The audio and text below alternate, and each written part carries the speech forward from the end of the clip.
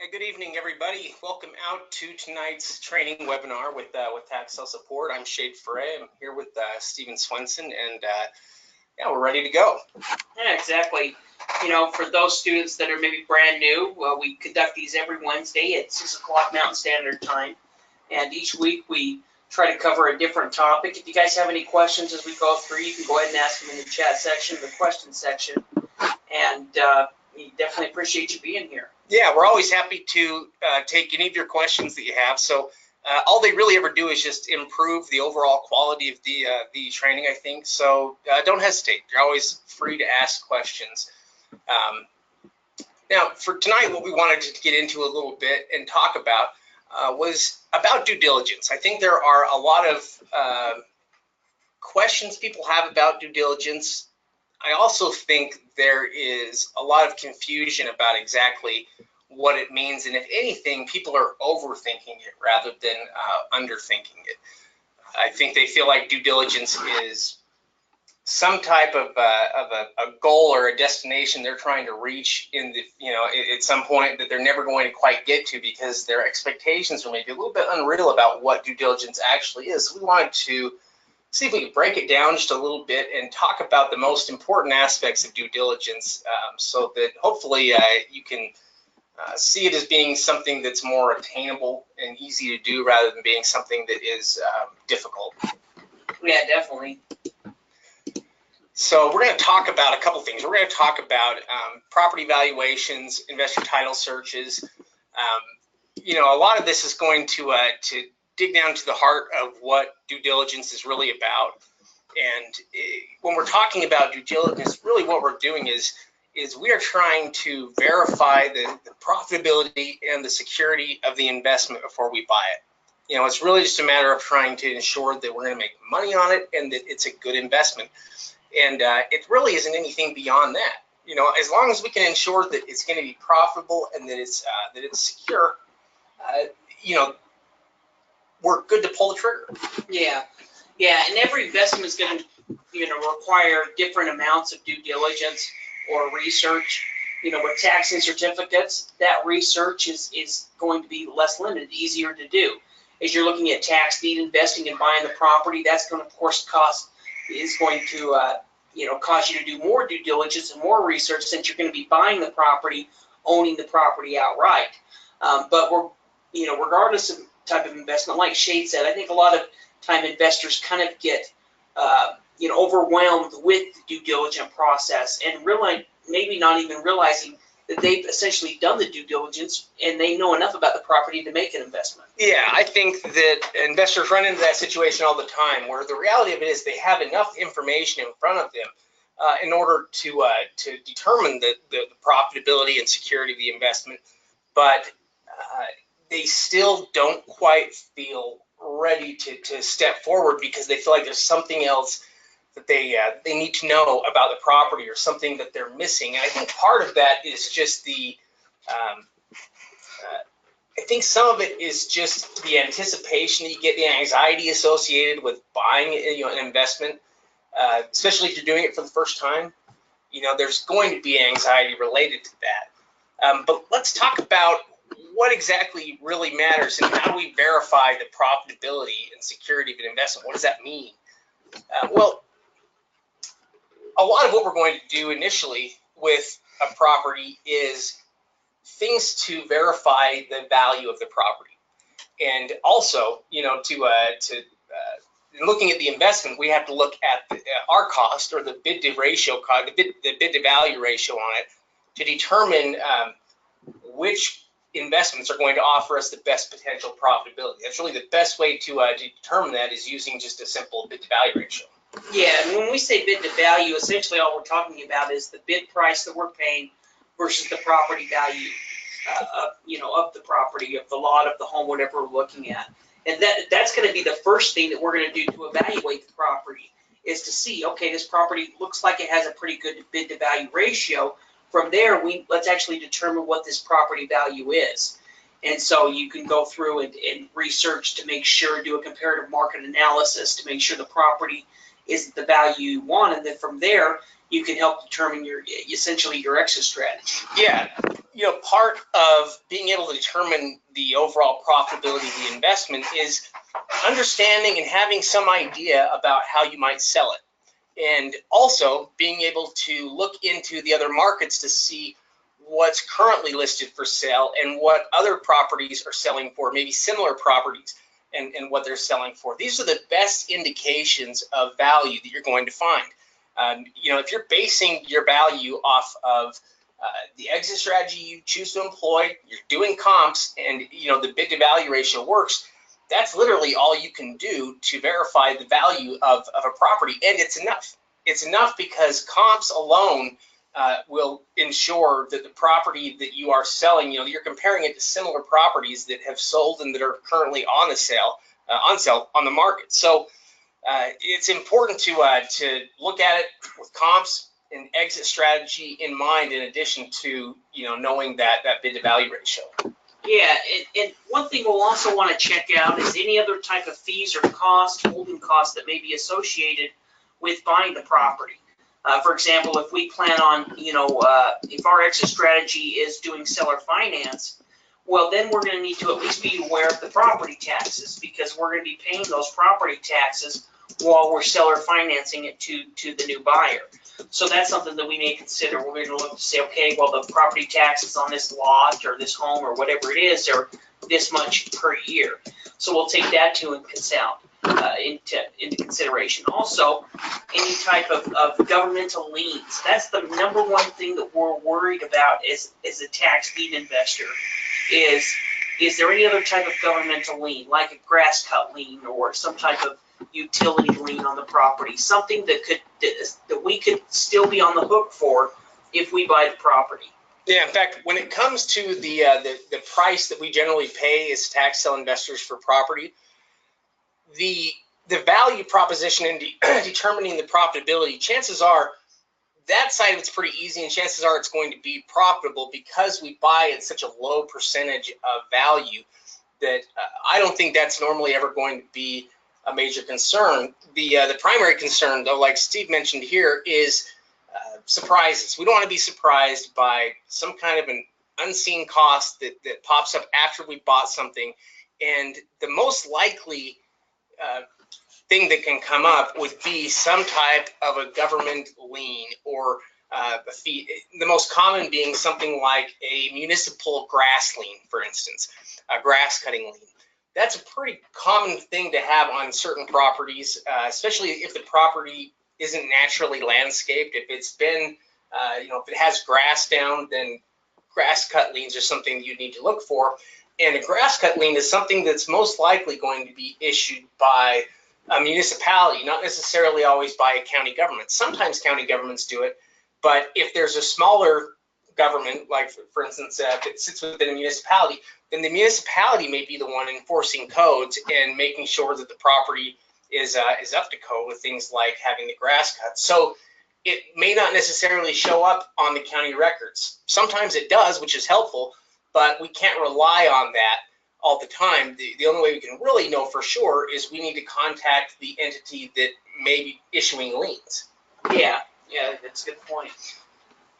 When it comes to title issues and warranty deeds, really what this is talking about here is understanding how you're planning to sell the property and whether or not you're going to pursue quiet entitlement. And it's really something you should probably know before you buy the property, because it has a lot to do with how you're going to sell the property, how long you're going to hang on to the property. If you're looking to sell the property wholesale as is, you're basically looking for a short-term, quick transaction. But if you are planning on doing anything with quiet title, then you're talking about a process that's going to take quite a bit longer. You're going to be holding on to it for probably at least 6 months. So you really need to know exactly what your exit strategy is going to be with that. In addition to the title issues, you can also see about how difficult or simple the quiet title process is going to be to complete based on the ownership history of the property. Yeah, when it comes to going through quiet title, every investment is going to be a little bit different. If you're buying cheap lots that you're just essentially wholesaling to another person, then, you know, going through quiet title, the expense, the time that's involved isn't probably going to be a strategy that you're going to implement. But on the other hand, if we're looking at a single family home, let's say you're participating to get a single family home in Florida, you know, that you plan on fixing up and selling it for top dollar, well, in that type of scenario, you know, spending the extra money to go through quiet title is only going to make you that much more money in the end, because there's enough profitability in the investment. So if you bought a home and it has a, you know, it's worth $100,000 and you paid 20 for it, well, paying a couple of grand to go through quiet title, so that it's still, instead of selling it for 50,000, you can sell it now for 100,000, just makes financial sense. But if we're looking at a $10,000 building lot that you picked up for 1,000, and you plan on selling for 5, it doesn't make sense to spend $2,000 to try to do that, to go through quiet title on that type of deal. Right, and for the eventual owner, the person that's going to buy it, having quiet title performed and having a warranty deed is only going to be important to them if they're trying to finance the purchase price of the property. If you're selling it for $5,000, as the purchase price goes down, so does the need to have financing for it. It's not going to be as big of a deal for them because they're most likely going to be paying cash. The other side of that is if you own a property for long enough and you're paying property taxes on it, in most places, eventually the county will award you with a warranty deed on the property anyway. It just takes longer. So it's something that the new owner could possibly do just by owning the property and doing really nothing else. If they just own it and pay their property taxes while they own it, eventually they can get a warranty deed. But it won't be important unless, again, they need to get financing on it. Yeah, and in that kind of scenario, you know, let's say that you bought that house in Florida that's worth $100,000 and you decide to sell or finance it for, you know, over a period of 5 years. Well, in Florida, essentially after 4 years, you'll automatically be issued a warranty deed, or you can automatically get one if you've owned the property for 4 years. And so in that scenario, you could actually sell the property to an individual, seller financing, and then letting them know if they complete all the payments after the 5 years, you can issue them a warranty deed because you know you'll get one in 4. By the way, I just want to make sure that everybody can hear us well. I think we've got one person that's having audio problems, and I don't know if it's just an isolated case or if everybody's not able to hear us right now. So do us a favor, and if you can hear us okay, go down to the question section of the chat section and just say anything that acknowledges that you can hear us okay.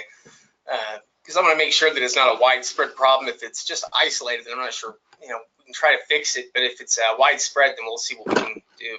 All right, perfect. I think it is working. You know, if you're having audio problems, sometimes what you can do is just log off the webinar and log back in. And sometimes that will, that'll cause, you know, that'll help the issue. Yeah, I think. And there we go. Oh, perfect. Okay. So, moving on from that, for a lot of you, you may be thinking here, you know, if tax liens and deeds are free and clear, how can there be additional liens against the property? And the reality of it is, compared to any other kind of real estate that you can buy, tax deeds are more free and clear than anything else, really, because they've just been through judicial foreclosure by the county through the courts. So that foreclosure process, it wipes out or extinguishes any kind of linear claim that is against the property, and it really has to in order for the property tax enforcement system to work. If there were certain things that the foreclosure process couldn't wipe out or extinguish, then the county wouldn't be able to collect delinquent property taxes because they wouldn't have the ability to foreclose on the property because there would be, you know, this loan against the property or this loan preventing the foreclosure or whatever it is. The county has to have the power to, you know, absolute power to foreclose on the property, and they do. Judicial foreclosure is absolute power to extinguish any claims to a property.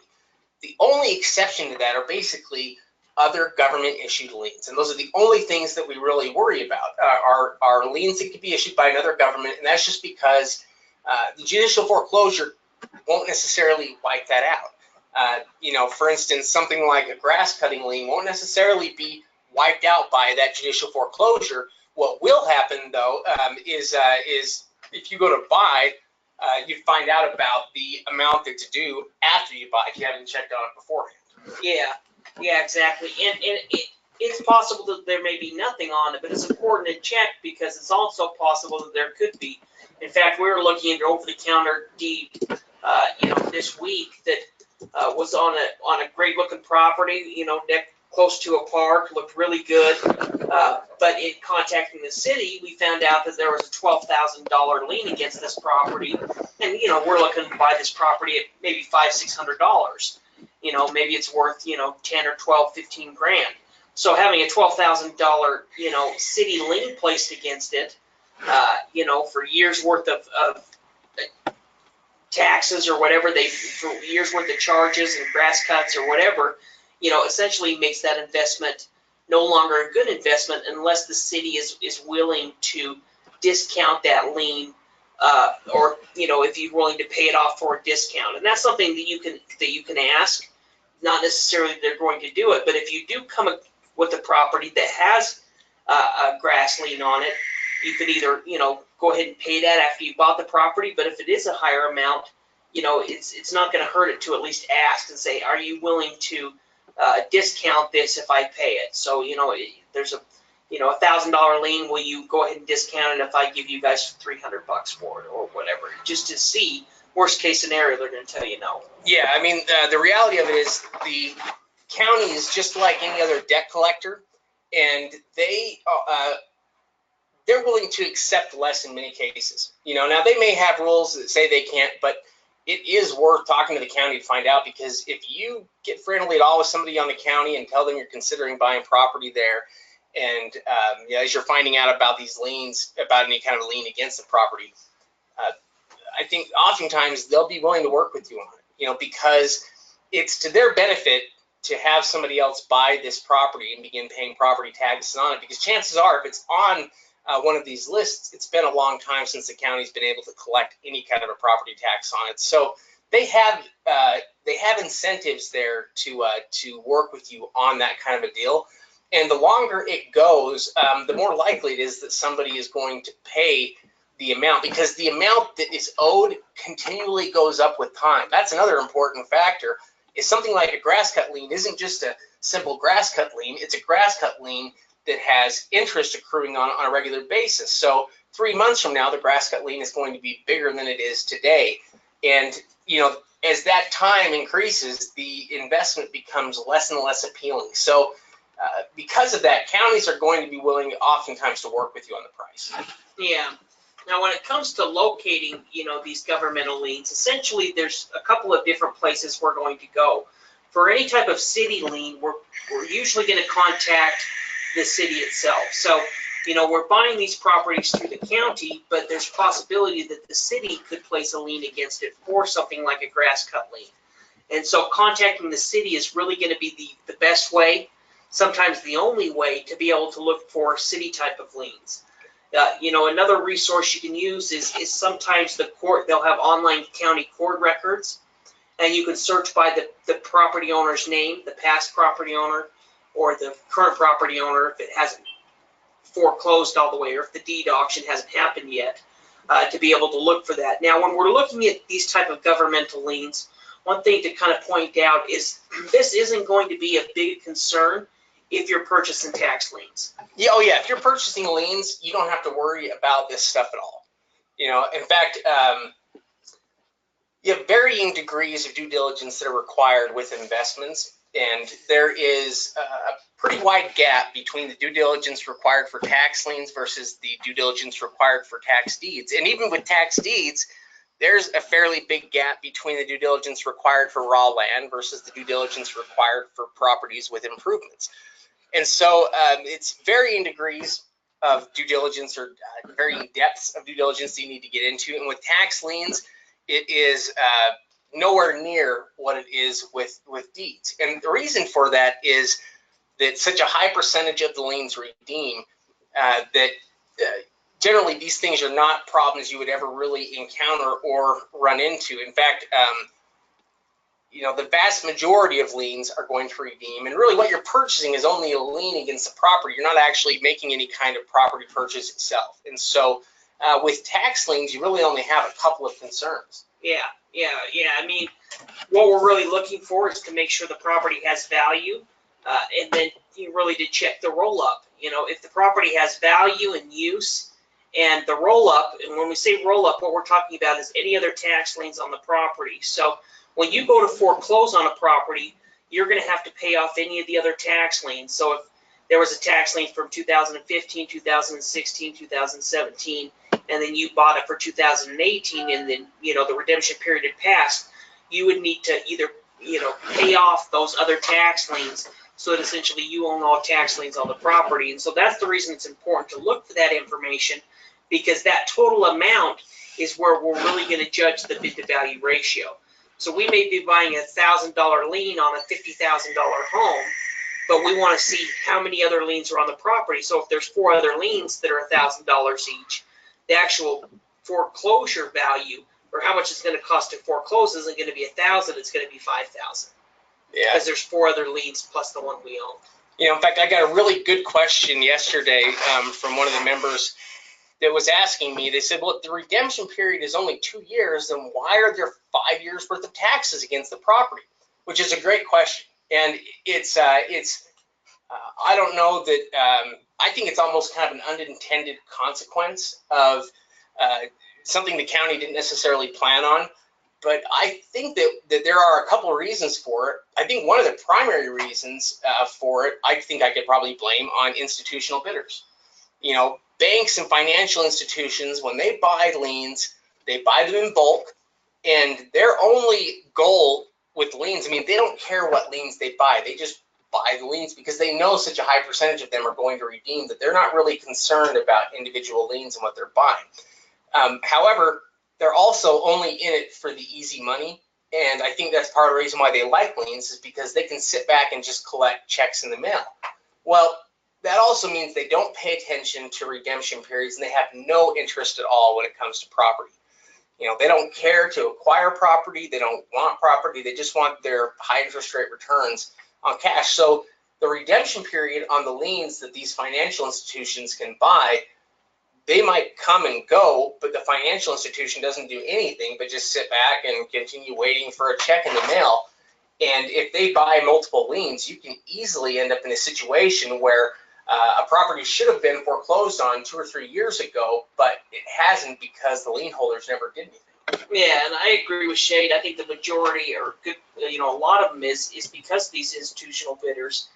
And, even in addition to that, it's just regular bidders as well, because there's a lot of tax lien investors that may purchase tax liens 1 year. They've heard about it. They put in their 20 grand in their account, and they'll buy those tax liens for a year. And they really don't understand how the system works. They don't understand the foreclosure, or they don't, want to do it or have the knowledge to do it. And they'll just essentially sit back and hope that somebody forecloses on the property and they're going to get paid. And also some of these may be because they're properties that maybe didn't have a huge amount of value, or maybe been a little bit less desirable, and then people just kind of, continue to sit on them. But that's the reason we want to check. It doesn't necessarily mean that the property's bad if there's a ton of past liens on it, but it is a red flag. So we'll want to see what that total amount of roll-up is. Usually, if it's a good tax lien, after, a year or two after the redemption period, somebody will start the foreclosure, but it's possible it may not be. That's just where we'll check to make sure what that total amount is. So, on a $50,000 property, if we had to buy it for $3,000 in liens or $4,000 total, that may still be a good investment. But if we had to pay $20,000, then suddenly that changes it. Yeah, and by the way, we'll demonstrate to you here in a minute exactly how we do it. But when we want to find out about additional liens against the property that are still there, the place we're going to go to look at this is going to be into the tax records on the property. So the property record that most of us think of when we think about a county property record is actually an assessor's record normally. The assessor's record is going to tell us information about the property's valuation and some of the attributes, characteristics of the property, but it won't always go into the tax history of the property. The tax history is where we're going to find out about other liens that have been issued against the property that are either outstanding or they've already been paid off. And that in and of itself also tells us something about properties. If we look at a tax history on a property and we can see that there were other liens that were issued in the past, but they've been paid off. So let's say that we see 5 years where there were liens issued against the property, but every single one of them paid off at some point, and there's now one lien against the property. What can we surmise? Well, we know that the property owner is paying off their tax liens, that they're not going to allow the property to go to foreclosure. It's just a matter of being late on their taxes, which they've done it before, and they paid off the tax liens. And so it really, I think, increases the overall security of the investment, because you pretty well are buying something that is going to redeem. Yeah, and if it doesn't, then in that case, you're essentially buying a property for pennies on the dollar, because you've done your research, you know what the total amount of roll-up is, and you know when the redemption period is, so that if you do foreclose on the property, it's really going to be a win-win in that either way. Either way, you're going to get back your money, your interest, and if not, then you've done your research beforehand, you've picked out the good lien, so that if you did foreclose on it, you're getting a good property. Yeah. In fact, one of the big factors with that is that what you're purchasing is essentially a first-year lien.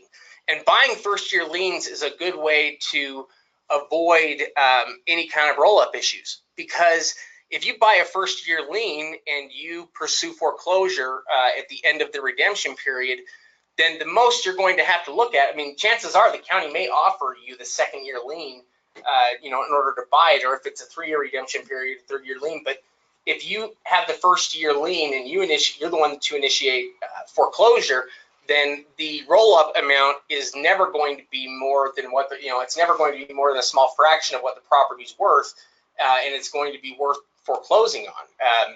There's a big difference between 2 years worth of taxes and 7 years worth of taxes with interest. Yeah. When you're looking at lien investing, there's different avenues that you can take. Like Florida, for example, the foreclosure is essentially done by the county. You have to fill out the deed application and pay the fee, but they do all of the foreclosure. In a state like Nebraska, you're going to handle the foreclosure on your own. But of course, in that scenario, you're going to get the property. In a state like Florida, they actually send it to a deed sale, and whoever buys the deed actually pays off your tax lien investment. Yeah, Florida is a little bit unique in that way. Even with your tax lien investments that don't redeem within the redemption period, you're probably still going to end up getting a check in the mail, because they use the proceeds from the deed sale to do that. Now, if we do contact the county to find out, a couple of things you're going to want to have with you about the property is, there we go. You're going to want to have the parcel number, the address of the property, and just let them know that you're looking to buy in the area and that you're trying to check on something like any outstanding liens, like a grass cut lien against the property. And they can generally tell you if, either they'll be able to tell you the answer, or they can refer you over to the department that handles it, because it can be different in different county offices. But if you ask the right questions there as far as what types of liens you're looking for, they should be able to tell you which office you can find it in. Yeah, and don't be surprised if you get passed around through a couple of different people before you're able to find the information.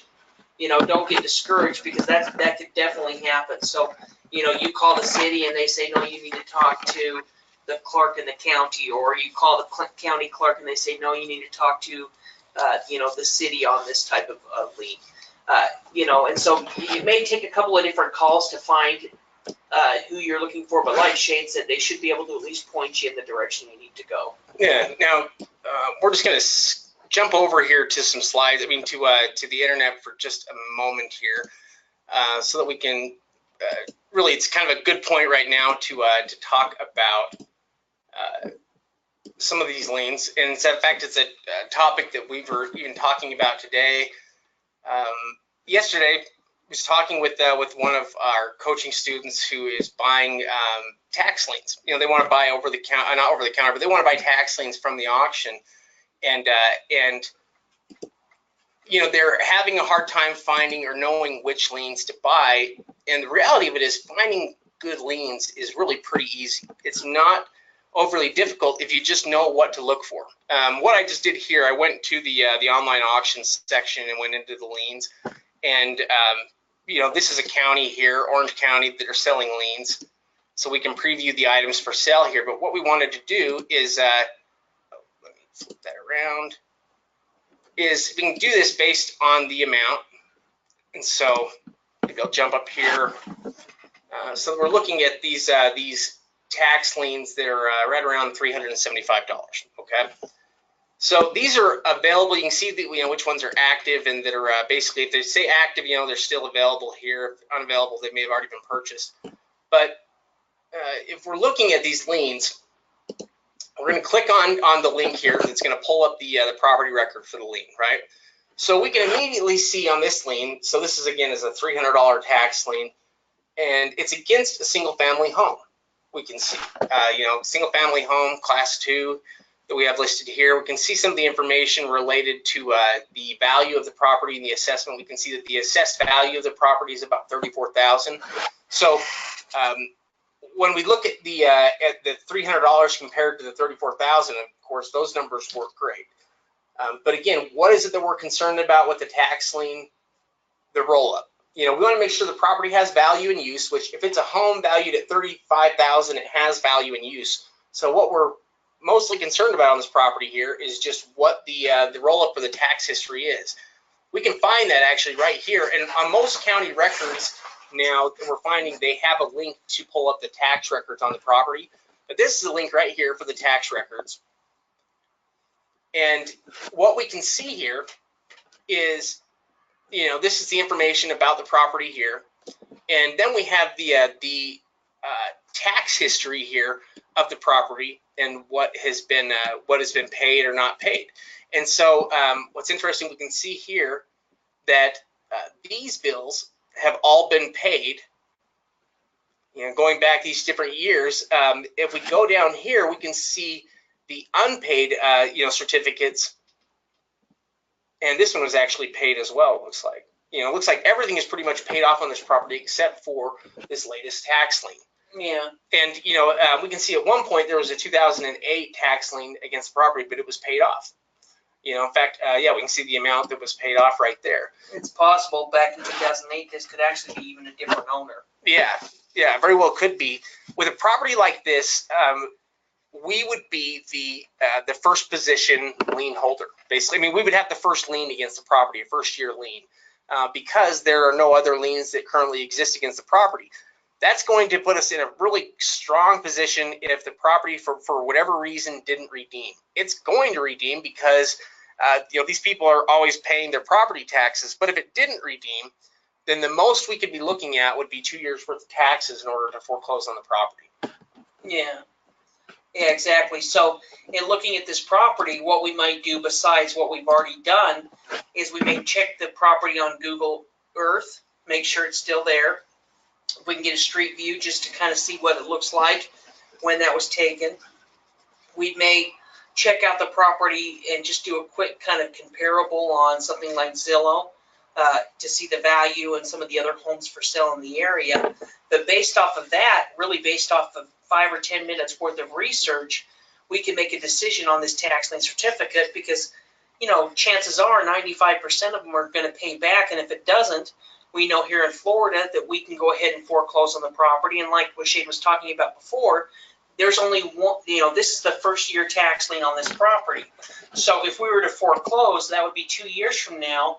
The total amount of delinquent taxes, if this is $350 this year, let's say it's $350 next year, you know, we're looking at $700 plus the deed application. For under $1,000, we could essentially foreclose on it and, you know, send it to the deed sale. And at the deed sale, it's likely going to sell.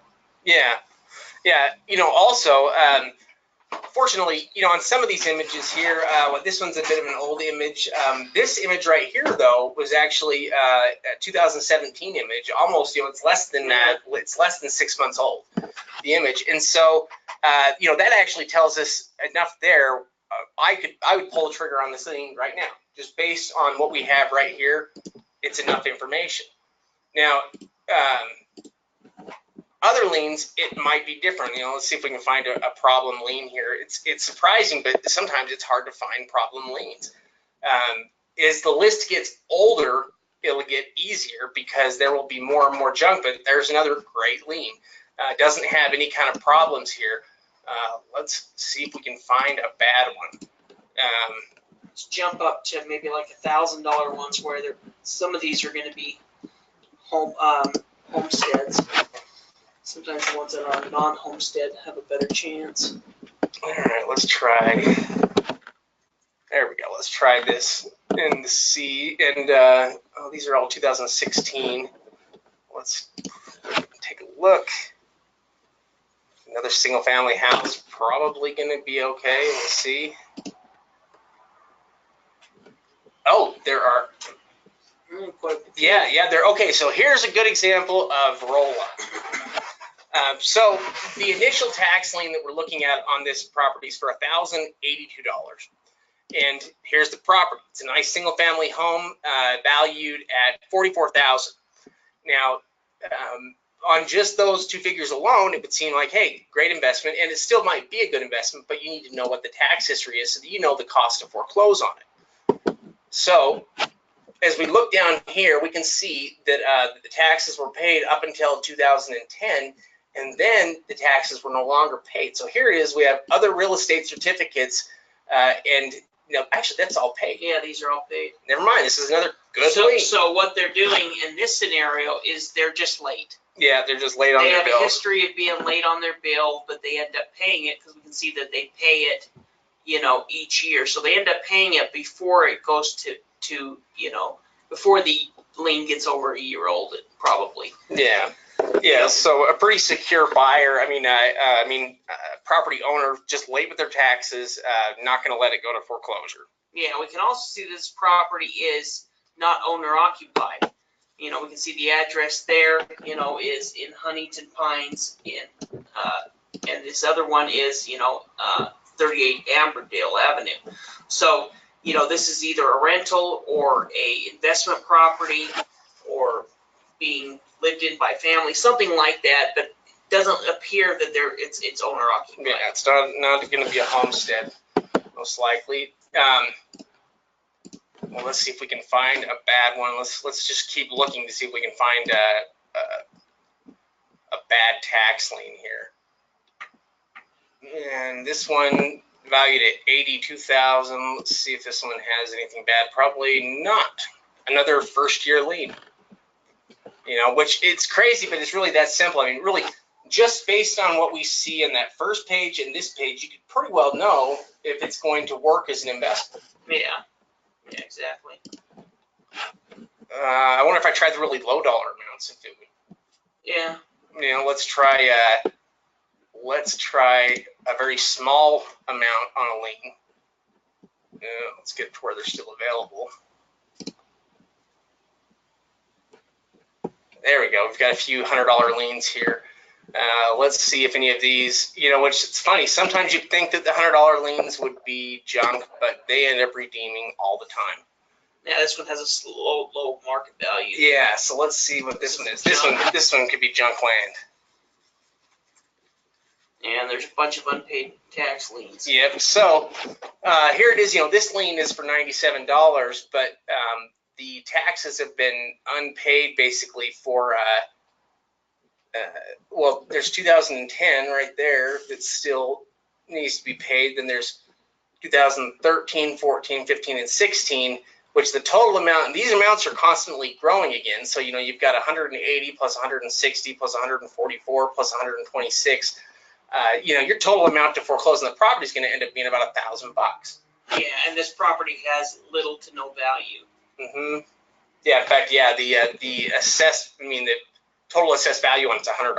It's basically just junk property. Yeah, if we were to look at the map, it's probably not any type of building lot. It's small strip or something like that, I would imagine. Let's see. It should give us here. It's probably a strip. We can't see the boundaries here. GSI. Yeah. Interesting. Let's see. Maybe some of these other ones will be garbage liens too. We'll see. No, this one is against a house, and that must be a partial lien. yeah, it's got to be a partial lien, meaning that this isn't even a lien for the full tax amount. It's just a portion of the tax amount, or it could have been for some kind of an additional bill. What's crazy about it, though, is that this lien would still have full foreclosure rights if it wasn't paid off, even though it's only a $98 tax lien. If the property, if it didn't redeem within 2 years, this lien could be used to foreclose on the property. Yeah. Well, it talk about it. I mean, yeah, you're only investing $90, $100 into it, but that $100 is protected by a property that's worth $115. Yeah, highly secure investment. I mean, 115,000. Yeah, it doesn't get more secure than that investment. It's just kind of fun going through and looking at these to see what they are. It's kind of interesting trying to find one that's junk. This one's valued 5,000 value, so it does have some value. Let's see what it says. And this one has roll up too. No, paid. Yeah, they have 2 unpaid. Yeah. So really, So there's a total of $240 worth of additional taxes on top of the 100. Mm-hmm. We could look to see what this property is, but if it's a building lot, chances are even this property is pretty secure, even though you're only looking at a $3,300 assessed value, but you're looking at $100, you have to pay foreclose on it, you're paying $400 or $500. At that price, it'll probably sell at the deed sale, and if they don't, you'll probably be getting a lot that you picked up for a couple $100, and you can turn around and sell it. Also, one thing to look at is sometimes the lots have a little bit lower assessed value. And part of that, the reason why, and a lot of the counties have done this, is because they overpriced the lot so high during the real estate bubble that, they had way more certificates, way more people lost their property, and so the county has lowered the assessed value. And so we check the market value. We may do a little bit more due diligence on this just to see what the lots in the area are selling for. But either way, even this type of investment, it looks like it could be good. Now, if instead of having just 2 years worth of back taxes, all these other certificates that have been paid, these were all unpaid. Yeah, if those were unpaid, then suddenly you're looking at 500 plus 300 plus 200. Yeah, it's like $1,500, $2,000. Yeah, now you're looking at $2,000 to foreclose on it. Then suddenly the roll up becomes a lot more expensive. Yeah, it totally changes the how the investment looks. As you're glancing through these, and maybe we'll look at one more here and see if it's a good example or not. This one doesn't have a whole lot of value, only $217. Let's see if this one's got a bunch of roll up. Yeah, this one's got a bunch of roll up here. This is a great example. Toxic. Yeah, this is a toxic lien right here, and the reason why is because the value is very low. It doesn't really have any value, $270, but more importantly, the roll-up on the property. I mean, if you look at the taxes haven't been paid, well, 2005 wasn't paid, and then they paid for a couple of years, and then 2010 wasn't paid. So, but overall, though, we've got... one thing to kind of think about as well is like this one from 2005, the one from 2010, those ones are actually no longer valid. Yeah. The person that bought that lien from 2005 and 2010, after 7 years in Florida, if you haven't foreclosed, then you lose your investment. Yeah. So, in the case of the 2005, 2010, coming up on 2011, well, the auction's probably already happened, so 2011 will be included. Those liens are no longer going to be part of the roll-up, but it shows a pattern in a history that nobody has taken the foreclosure. Gives us a pretty good idea. Of course, the assessed value gives us the biggest idea. But, we can see from that there's something definitely wrong with this property. Yeah, these are some great examples for that. We could also kind of switch gears here if we want, and we could jump over into the go into online auctions and look at some deeds, and we can talk about the due diligence process with deeds for a minute. Yeah, and the due diligence with deeds is going to take more research, more time. You know, with a tax lien, like we said, we can, you know, in 5 or 10 minutes of doing some research and getting some basic information, we can make a pretty good decision on a lien or not. When it comes to deeds, we're going to be the owner, so we need to make sure we know exactly what the situation is. Yeah, you have to be more thorough when it comes to deeds, and the main things that we want to make sure of, we still face the same risks in that useless land is still a big risk for us, just like it is with liens. But instead of the roll-up being a major concern, the roll-up is basically all included in the opening bid for the property in most cases, unless they are forgetting about that and you don't have to worry about it. But what we are concerned about is to make sure that that the property is going to be profitable compared to the price we're paying, and then also, to see if we can estimate about what the property is worth and exactly what our maximum bid should be, the property, to ensure that it's profitable. One of the things that Steve and I pretty firmly believe in is in not paying too much for tax deed properties, and that's because our price is our biggest advantage that we have over other forms of real estate investing. To buy tax deeds is to be able to get a really good price on it. So there's no point in buying tax deeds and spending large amounts for the property when there are lots of other properties you can get for much lower prices. Yes, especially when it comes to tax deeds, and we would rather lose the property, even if we put research into it in time, than essentially, paying or overpaying for a property. So in the case of something like Florida, when we were buying homes in Florida, we would bid on 6 or 7 properties before we win one. So, they had auctions every single month. And so really we would only win a property every other month. That wasn't because there wasn't other good properties, but they went above what we were willing to pay. And we wanted to stay very committed to essentially our bid to value ratios. To ensure that we're making, plenty of profit. Yeah, you're always better walking away. Yeah, look at that one for $23,000, worth $230. Yeah, this one is kind of interesting here. I'll have to see if this one is still available. But let's take a look at it as an example here for due diligence. So we've got a $25,000 opening bid amount. It says it's worth $230. We've got a different type of property record here, but again, it's going to include, the important information for us. Let's see. So primarily, we want to know what the property is, for starters, and we want to know about what it's worth. And it actually gives us a site address right here, which is really handy. If you can just copy and paste the address of the property, it's an easy way to get a quick view of what the property is. It's commercial. Yeah, it does. It looks like it is a commercial piece here. It's kind of car lot, or yeah. Auto shop of some sort. It's a budget. It's a U-Haul place. Yeah, Second Chance Auto. They must sell some stuff too there. Here's another view of it right there.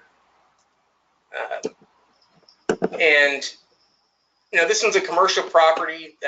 In terms of things that we would look at with this property. Wait, let me grab it here.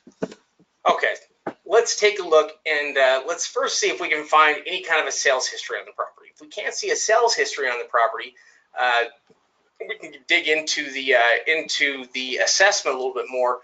With commercial properties, one of the challenges you run into, it's a little bit harder to do comps on commercial properties because it's harder to find commercial property listings the way you can residential. Yeah. I mean, you could still find comparables, but it is going to be, quite a bit more difficult than it would with a regular single-family home or something like that, because it's so easy to find comparables for it. Now, that doesn't necessarily mean that it can't be a good investment. We know that the county at least thinks that it's worth, 200 and whatever it was, 280. Yeah, 230,000. And, you know, we can see down here, interesting, they've got permits that are listed here for construction that was done on the property. We can see that there was a partial demo done in 2007. Maybe that was on the old roof or something like that. And they did the new roof in 2008, although they couldn't have gone without a roof that whole time. So maybe they tore down some part of it here, but we at least know that in the last 10 years, it's had somebody that's put some money into it, that it had a new roof in 2008, so at least that should be okay. Yeah, and when we're talking, one thing about tax deeds, to make this very clear, when we're talking about structured property, if you're buying a tax deed, you either need to have an on-site evaluation by yourself, or you need to have somebody go out there and take current photos of the property and do a property evaluation, like a handyman or a realtor or something like that. Because, you know, that when it comes to land, we're okay investing in most type of land sight unseen, because it's land, we know what it is, if we've done the research, you know, it's gonna be a pretty safe investment. We're not gonna be able to make too much mistakes as far as that's concerned. When it comes to something like a structured property, that's where condition and all of those things come into play. And so, you know, having somebody there on site to take current photos so that you can properly evaluate it is gonna be key. Now, you know, this record is a little bit odd here compared to some in terms of just how it looks. But we've also got additional links around these pages that we can use to locate additional records if we want. Now, yeah, we can see the property use right now, 2743 is set up as an auto garage, general repair. We can see the legal description there. And the assessed value, essentially what we'd really need to do is be there on site to check the and these are going to be, these are properties that have been sold in the last 3 years. Yeah, so this might help us in finding comparables. Yeah, in fact, yeah, more records. I'm sure you can probably keep filling this up if you wanted to view, because they have records of all of the sales transactions that have happened here. And so, and I'm just looking at some of these codes they've got here. Some of the counties will have tools that make it a little bit easier to see similar properties or to find comps. Also, what we have listed here, actual links to each one of the book and page numbers for the deeds and the transactions. Yeah, we're going back and researching further. Now, let me just jump over here so we can show them the second type of record here.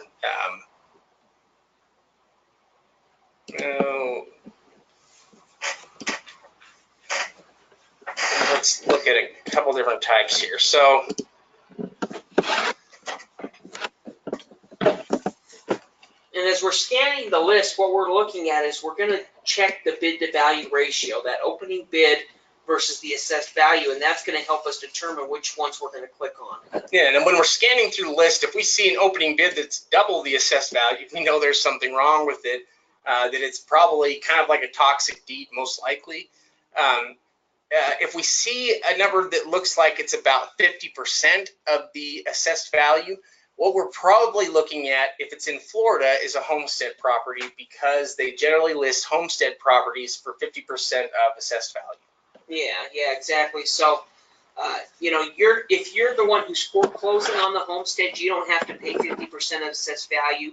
You're just essentially paying the taxes to foreclose on it. But when it comes up to auction, essentially they'll be auctioning off at 50%. Now, in these properties getting sold, when they do come up to auction, a lot of times they're going to be, you know, cleaner properties. So even though they are being auctioned at 50%, a lot of times they'll actually sell if they're in decent condition. Yeah. Well, they're homes that people can pick up for for less than 50%, because the assessed value is going to be low compared to the market value in a lot of these areas. But yeah, as we're glancing through, we can see numbers. You know, like for instance, this one here is less than 20%, probably closer to 15%. Here in terms of a bid to value ratio. And the assessed value could be, you know, quite a bit higher. We can look at a 58,000, it may be 75, or $80,000, which actually, ends up giving you an extra $20,000 or $30,000 worth of room. Yeah, so let's take a look at this one. We can see that it is a single-family residence here. We can see the total building value versus the land value and how they've got that split up. Here we can see the sales history on the property, and it looks like the last time it sold was in 1989 for $36,000, and that was probably as a brand new property, I'm betting. We could take a look here. Quit claim deed, warranty deed. It could have been built earlier. In fact, maybe we can see here what year it was built in. 1955.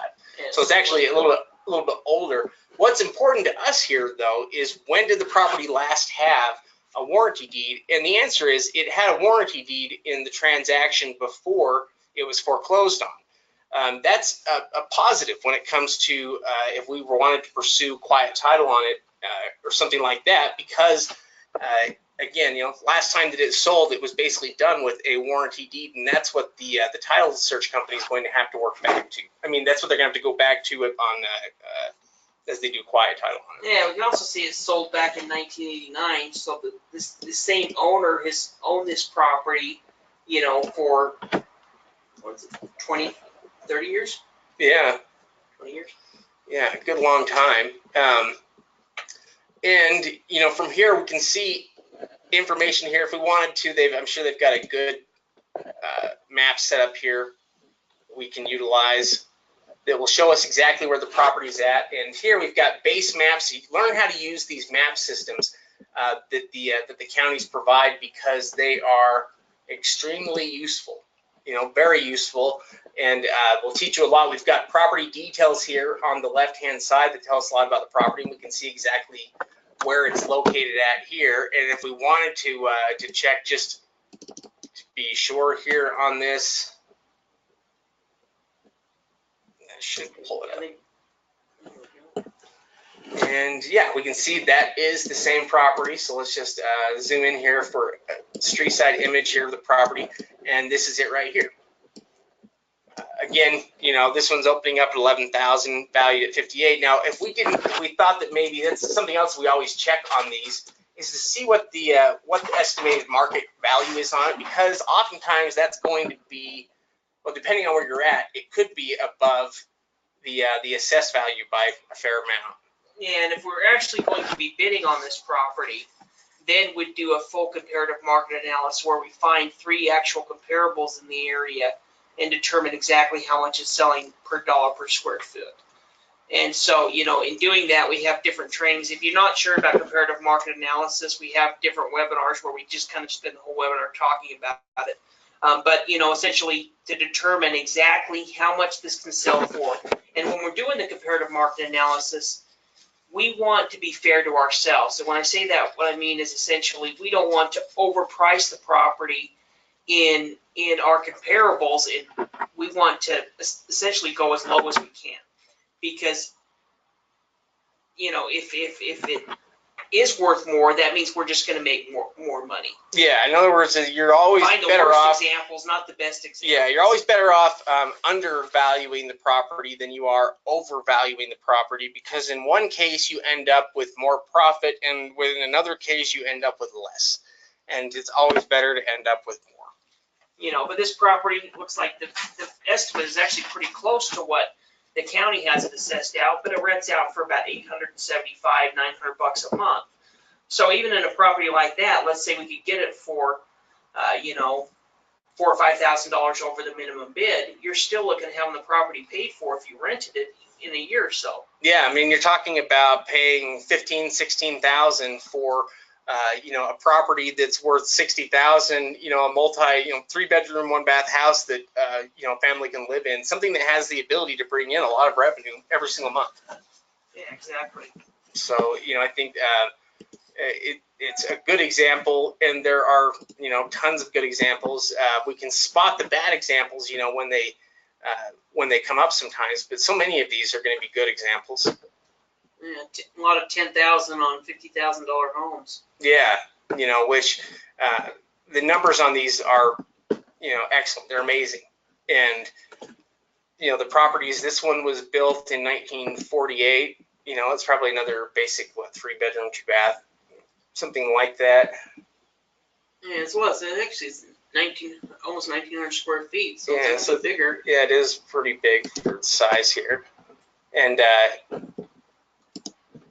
here we can see, switch over to the base map. And really, the due diligence process is becoming efficient with these type of websites, becoming efficient with these GSI maps. And like Shay talked about, go up to the top and look at the base maps or the layers. That's usually where the satellite imagery is going to come in, depending on the system. Some will be underneath layers, some will be underneath base maps. If they don't have base maps, it could be underneath layers. Well, it's interesting. You could, click on it to show the 2016 sales and the 2017 sales, and if you wanted. That one sold right there across the street. You maybe use those ones as comparables. Yeah. In fact, I just clicked on each one of those, and so what it does is we suddenly can see, properties that have sold over the last 4 years or so, if we wanted to get an idea. And these are the closest properties in proximity. In fact, the property we're looking at is, it's sitting on a bigger lot.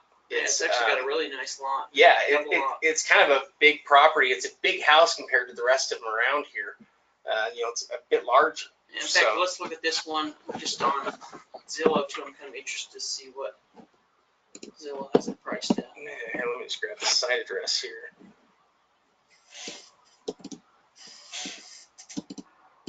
Oh, why is it doing that? There we go. And yeah, here, let's just pull it up on Zillow so we can see about it's estimated to be worth, and estimated to be worth about $80,000. You got some pictures in there too. Yeah, they do. They've got some images here from 2012. Please.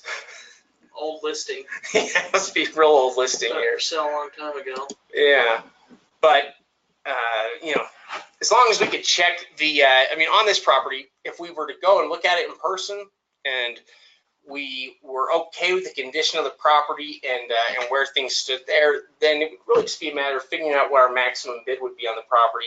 And we could also check to see if there were anything like grass cutting lanes or things like that against the property. With a home like this, basically, as the price increases, so should your level of due diligence. If you're spending enough money, if we're spending large amounts, then we'll do full title searches on properties, before we're going to drop a large amount. But if we're investing $200 in a piece of raw land, less important. So make sure your due diligence kind of matches how much you're spending. Yeah, I think that's a good point. So other than that, I think we're pretty much out of time already here for tonight. But thanks everybody for joining us. We really do love having you. Yeah, for sure. Appreciate it. And if you guys have any questions, let us know. And we look forward to again talking to you next week. All right. We'll see you guys later.